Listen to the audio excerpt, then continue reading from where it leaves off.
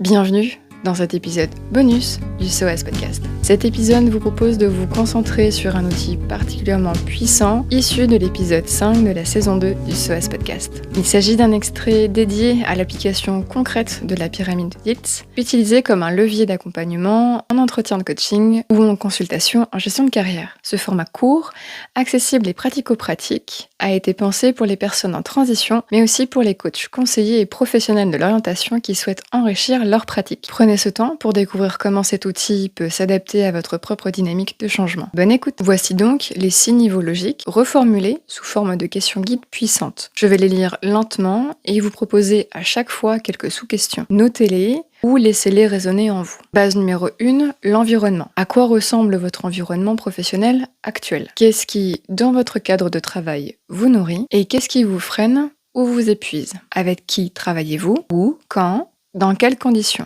Avez-vous le sentiment que cet environnement vous permet d'être vous-même ? Base numéro 2, comportement. Quelles sont les actions que vous menez au quotidien ? Sont-elles choisies ou subies ? Quelles habitudes avez-vous développées dans votre travail ? Qu'est-ce que vous faites avec fluidité et qu'est-ce que vous repoussez sans cesse ? Base numéro 3, compétences. Quelles sont vos compétences clés, celles que vous mobilisez souvent, celles que les autres reconnaissent chez vous? Quelles sont vos zones d'excellence, même si vous les minimisez? Enfin, avez-vous des compétences inutilisées aujourd'hui, mais précieuses à vos yeux? Base numéro 4, croyances et valeurs. Quelles sont les croyances qui guident vos choix professionnels? Par exemple, il faut souffrir pour réussir, changer c'est risqué, je ne mérite pas mieux. Quelles valeurs sont fondamentales pour vous dans votre travail? Le respect, l'autonomie, l'utilité sociale, la beauté, l'intensité, la liberté, etc.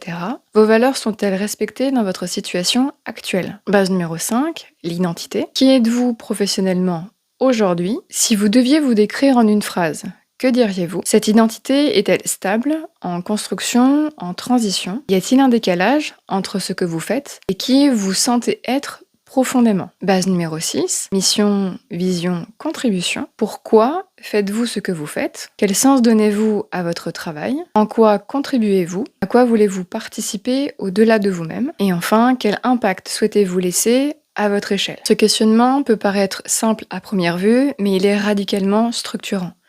Il permet de faire apparaître ce qui est aligné et ce qui ne l'est plus, de repérer des dissonances entre vos actes et vos valeurs, de réactiver une vision ou au contraire de nommer un vide. Et ce n'est pas grave s'il y a un flou, c'est même bon signe, c'est que ça veut dire que ça bouge à l'intérieur. Petit conseil de praticienne, ne cherchez pas à répondre à tout d'un coup, choisissez 1 ou 2 niveaux pour commencer, ceux qui vous interpellent le plus quelque part, et laissez les réponses venir à vous, même parfois sous plusieurs jours. Cette série de questions est une invitation à prendre un temps d'introspection active, un moment à vous. Vous pouvez retrouver l'outil associé dans sa version téléchargeable sur le site internet. N'hésitez pas, le lien se trouve dans la description, dans la rubrique outils du podcast. Et si vous souhaitez être accompagné pour explorer ces questions plus en profondeur, mes accompagnements individuels sont également ouverts à la réservation. J'espère que cette mise en lumière de la pyramide de Dietz en situation réelle d'accompagnement vous aura donné des clés pour mieux comprendre où vous en êtes et où vous souhaitez aller. Enfin, n'hésitez pas à partager cet épisode à toute personne qui pourrait en bénéficier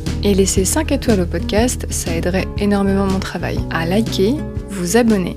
Merci pour votre confiance, merci pour votre présence et à très vite dans le SOAS Podcast.